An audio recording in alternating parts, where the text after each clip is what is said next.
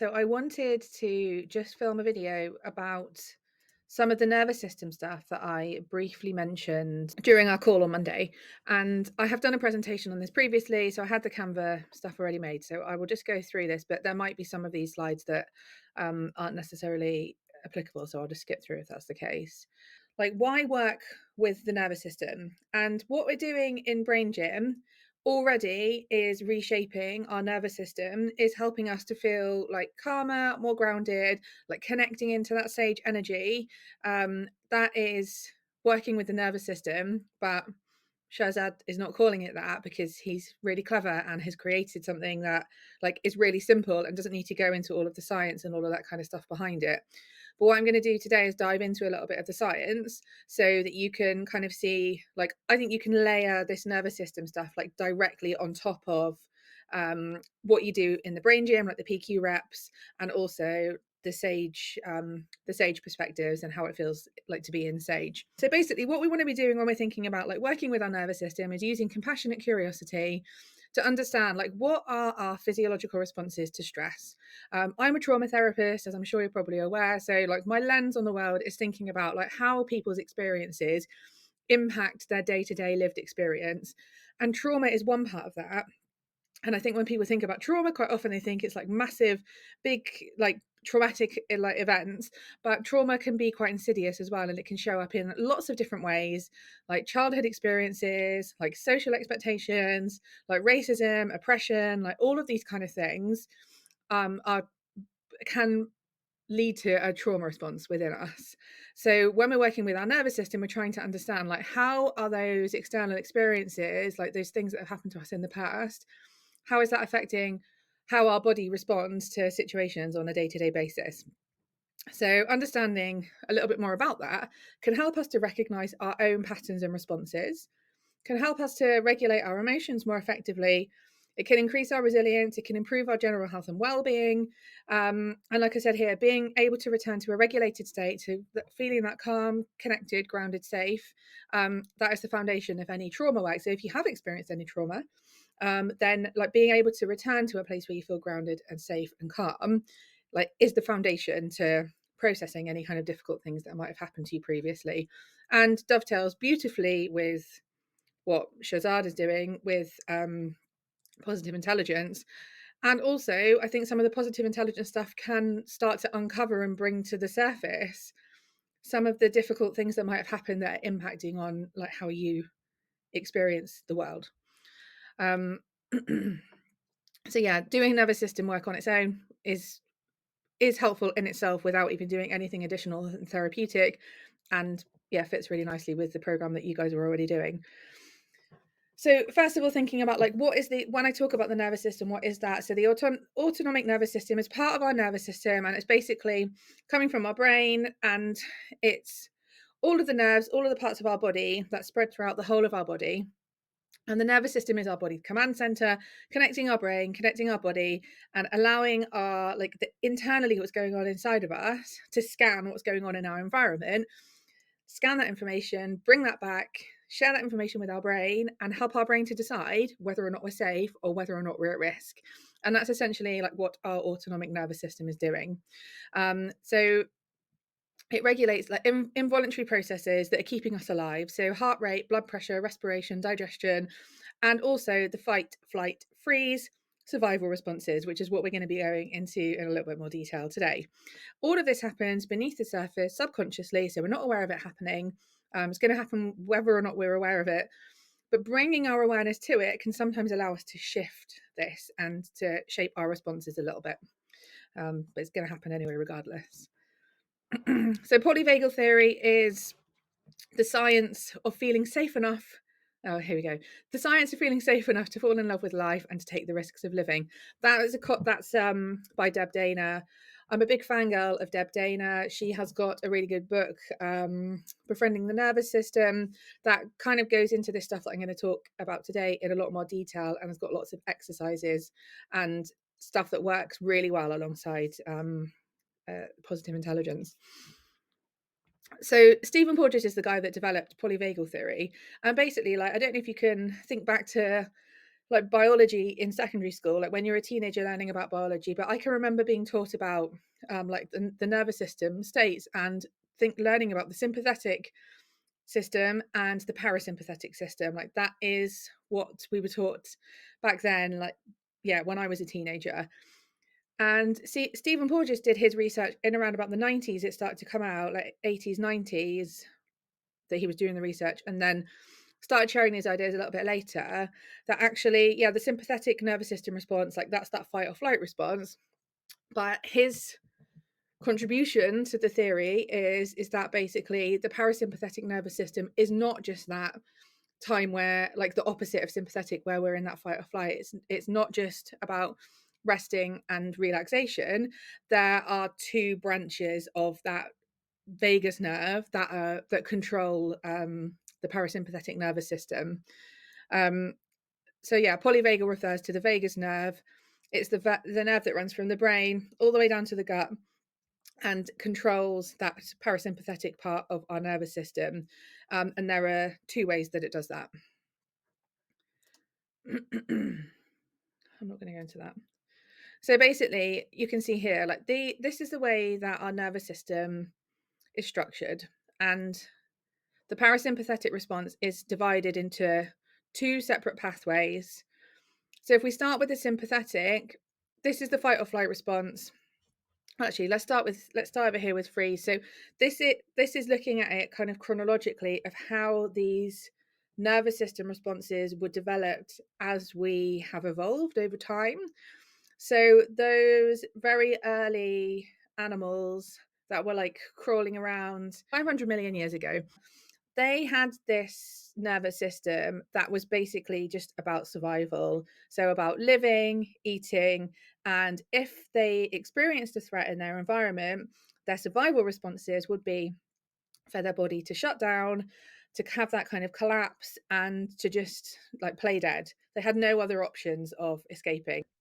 Evolution happened, and like those little creatures that were crawling around with only the dorsal vagal part of their parasympathetic nervous system evolved and developed a sympathetic part of their nervous system, which basically provided them with the ability to fight or flee. So if a predator was coming and attacking them, rather than just collapsing, then they could run away or fight whatever it is that was attacking them. So move forward 200 million years, and the nervous system of these creatures has been developing, and that's when the ventral vagal part of the parasympathetic branch becomes developed, and that's what we have as humans now.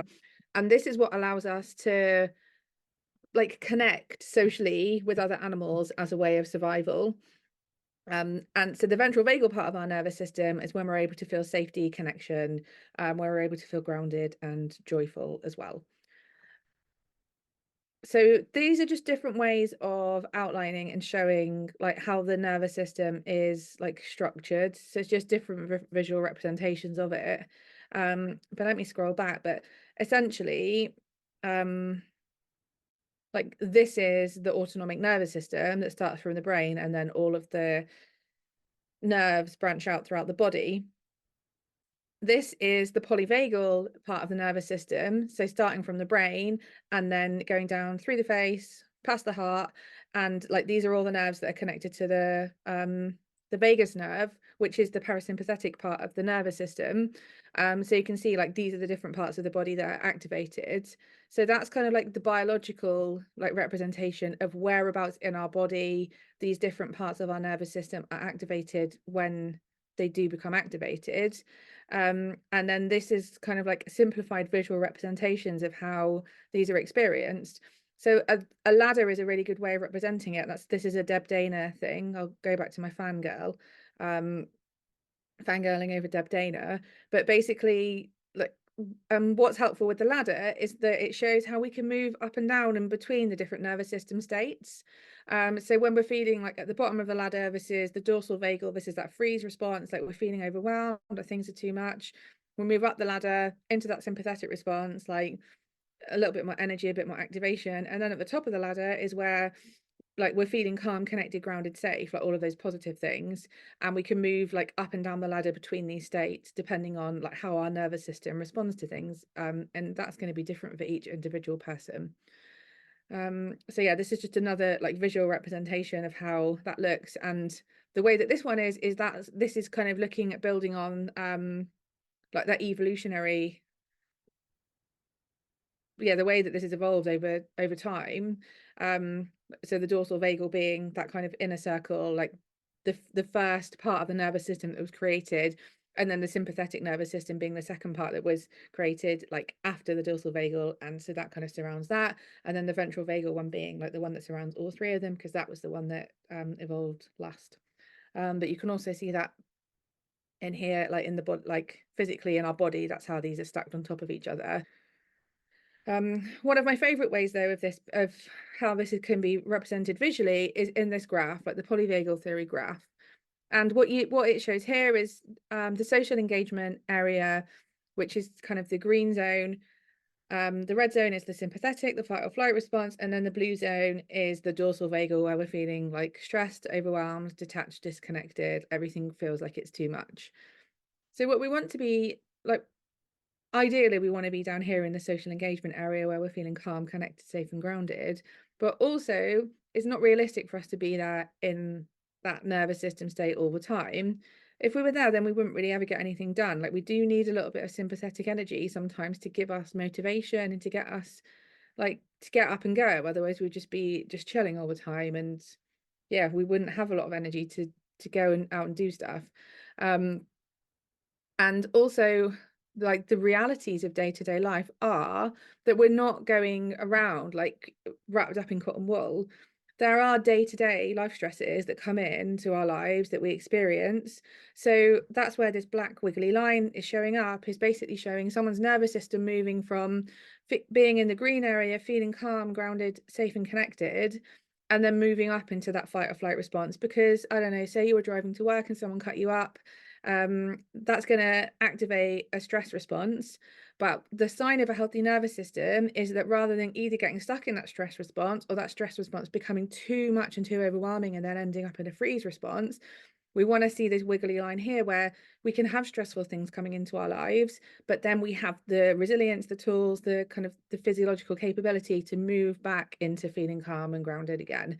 And that is actually the sign of a healthy nervous system, of being able to move between these states and not get stuck, rather than being here down in the green zone all the time.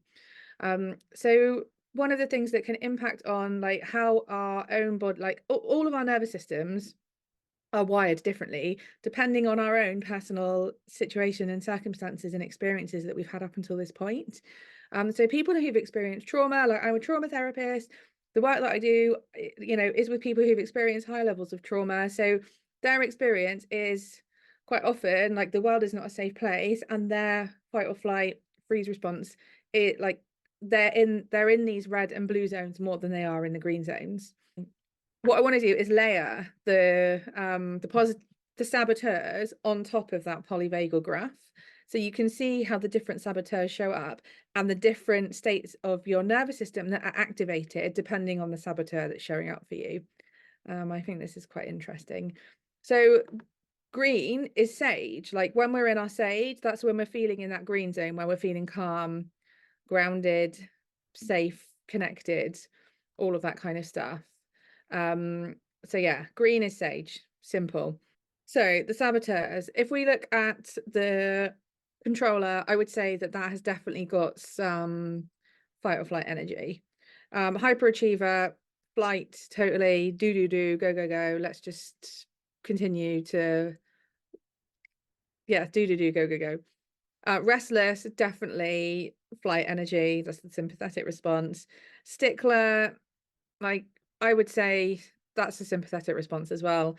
The pleaser, I don't know if anyone's ever heard of the fawn response, but the fawn is basically like a freeze response where like we will like try to pacify and appease people. Like, if people are a threat to us, then we'll try to appease them as a way of surviving or as a way of kind of maintaining that relationship.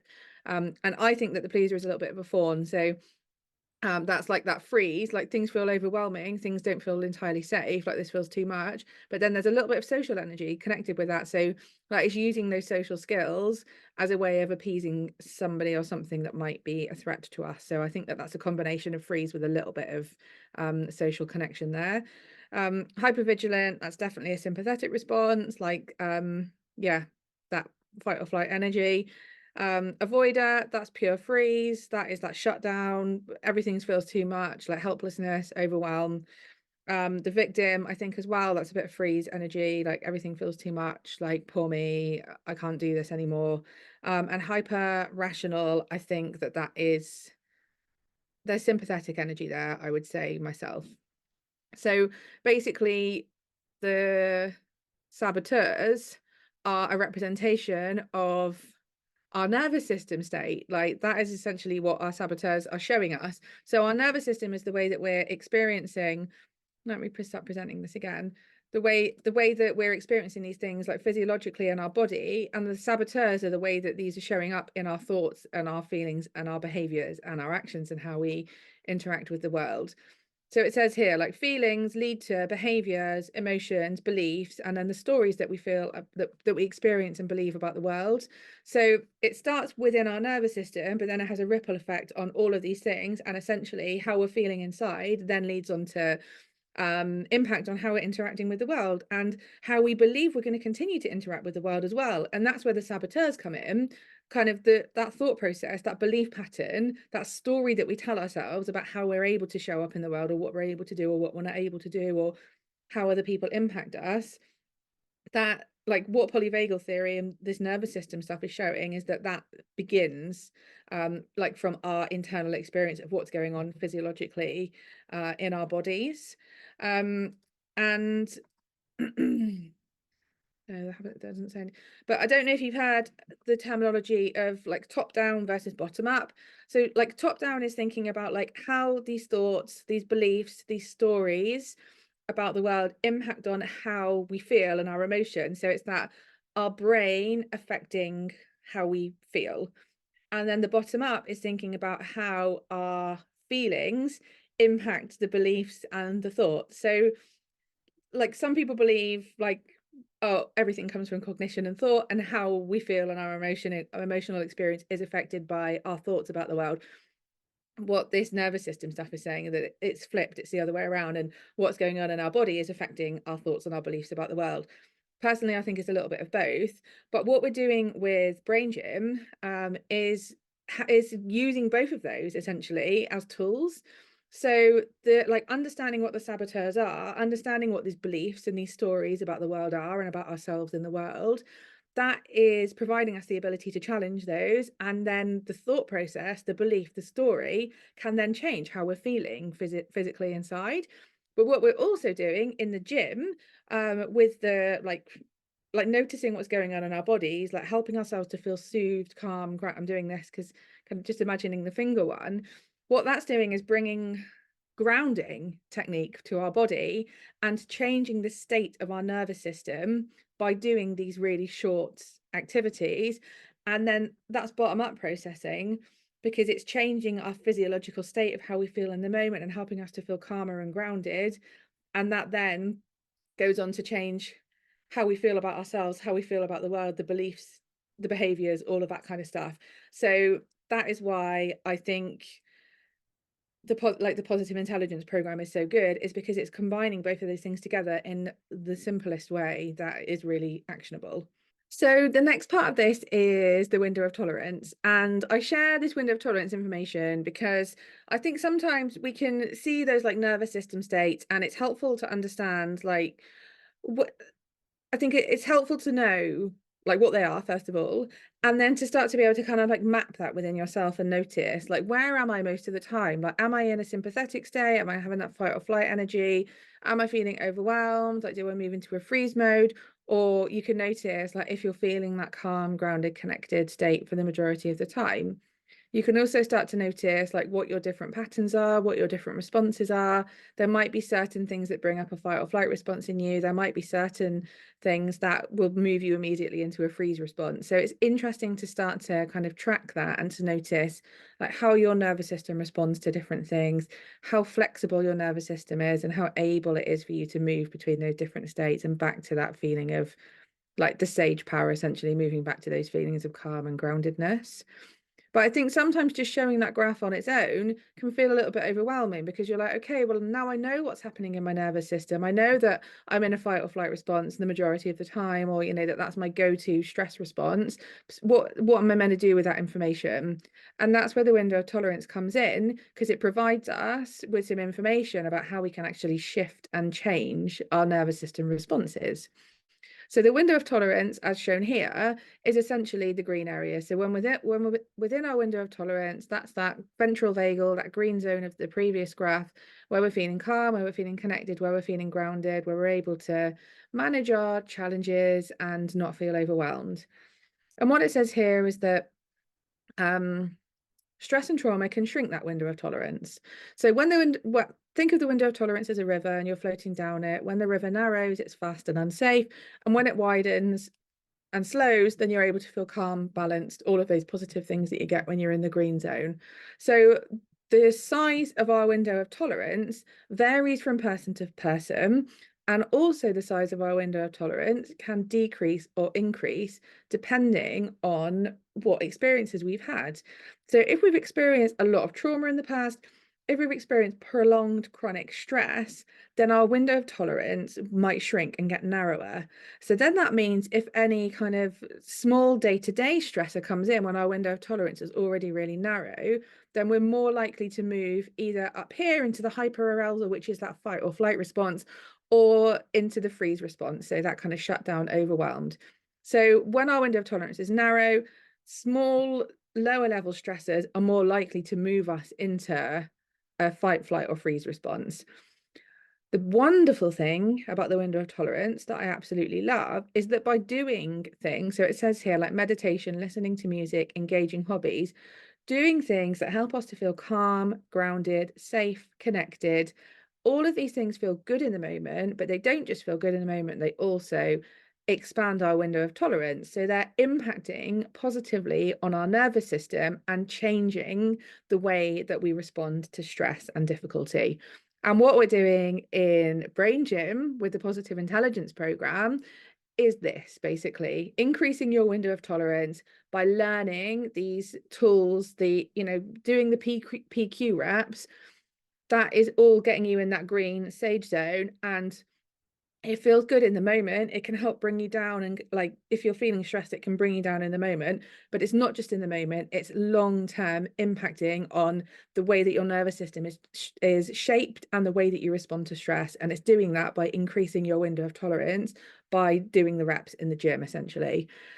So like, yeah, I don't know how many times have I said, and that's why I love it, because like it's not just like these like short, really quick, easy activities. It is impacting the way that your like physiology responds to things, and like it's a skill that you can learn and apply like for the rest of your life. Like it's amazing in my personal view. Yes, there was something else I was going to say, but I've forgotten what it is, so hopefully it'll come back to me. So yeah, obviously if we're doing Brain Gym, you've got access to the app. Like though, like the PQ reps are nervous system regulation tools. They are increasing your window of tolerance. There are also a wonderful menu of different like well-being things that you can do, that can also increase that window of tolerance, that also contribute to you being able to be in that sage and to managing stress, managing difficulties, challenging those saboteurs, like providing you with the like the resilience and the ability to challenge those saboteurs when they come up. So these are the different nervous system regulation tools that I share with my clients. And what I would say is like the PQ reps in the gym are one of the best ways because they're so quick. So you can see some of the stuff here, like yeah, it's wonderful and fantastic. Like yoga will help you to feel calmer and grounded and relaxed, and it will increase your window of tolerance. But quite often you need to commit to going to an hour-long session.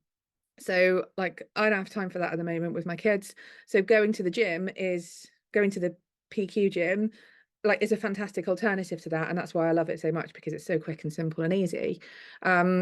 So bilateral stimulation, I'll just talk you through that. So in EMDR, we use something called bilateral stimulation. That's the eye movement part of the EMDR therapy. I didn't do the first slide, but EMDR stands for eye movement desensitization and reprocessing. And it's basically a trauma therapy, one of the best things for PTSD. It's recommended by the World Health Organization and also by the NHS as one of the best things to treat trauma. And so basically the eye movements in EMDR therapy, like I will move my finger side to side and I'll get people to move their eyes from side to side. And what that does is create something called bilateral stimulation, which is essentially using the left and the right hemisphere of the brain consecutively. It's what happens when we're sleeping during that REM sleep, like rapid eye movement sleep. And essentially that is how our brain like takes all of the information that we've experienced during the day and then files it away into our long-term memory. So it helps our brain to process information and also to think more creatively about things as well. So through EMDR, we're creating bilateral stimulation with eye movements. We can also do that with something called a butterfly hug. And I've shared the butterfly hug with Liana before. But basically it just involves like crossing your hands over your chest and tapping. And if you can also just do this, like I had a client the other day that just had their fingers and they were just going like that with their fingers. So it doesn't necessarily have to be like the full on tapping. You can do it on your legs if you want to. You can stamp your feet, move your feet up and down. But essentially, so walking is bilateral stimulation. Like anything that's using both sides of the body is generating bilateral stimulation and provides the same benefits. So there are a variety of different ways you can do it. But the butterfly hug is a really nice way to do it. It feels like calming, it feels soothing, it can be like a really nice grounding technique. And also it can help you to process emotions. So sometimes if you're feeling overwhelmed, you can do this to feel a little bit calmed and soothed, but also to be aware that sometimes it can bring emotions to the surface. So like usually that's what needs to happen, but just be aware, like if you're just about to go into a meeting and you don't want to go into that meeting crying, then sometimes maybe like doing this is not the best idea. But you can check in with your body. Sometimes it will feel like, I would say probably 80 to 90% of the time it will help you to feel calmed and soothed. But sometimes if there's emotion bubbling, then it just like the emotion will come out. So you need to assess whether or not you've got the capacity and the time to be able to allow that emotion to release and then recover from that. So yeah, I thought I would just talk you through that one because yeah, people might not have known what that one is, but the rest of the things on here are self-explanatory, and they're all things that can help regulate your nervous system and to help increase that window of tolerance on a longer term basis as well. And also, I don't know where I should have mentioned this, but being aware that like doing this brain gym work can sometimes, like the tools are really helpful and are really, really good, but sometimes if there's something deeper that's beneath the surface, then like understanding that sometimes you might need something that's a little bit more like in depth, and like understanding the nervous system, understanding how trauma gets processed and released can also be like a helpful thing to do alongside what we're doing in brain gym. That's a bit of a side tangent, to be honest. But yeah, I hope that's helpful. If anybody has any questions, if anybody wants me to clarify anything further, then please let me know. Like I said, like you could go deep down a rabbit hole into the science and the biology behind all of this. I've done like quite a high level overview of how that looks. If anyone is a biologist or a scientist, please forgive me if I have made any mistakes with with my like general broad stroke painting of how this works. But yeah, it hopefully gives you like a good idea of yeah, what the nervous system is, how we can work with it, and how that intersects and interacts with the stuff that we're doing in brain gym as well.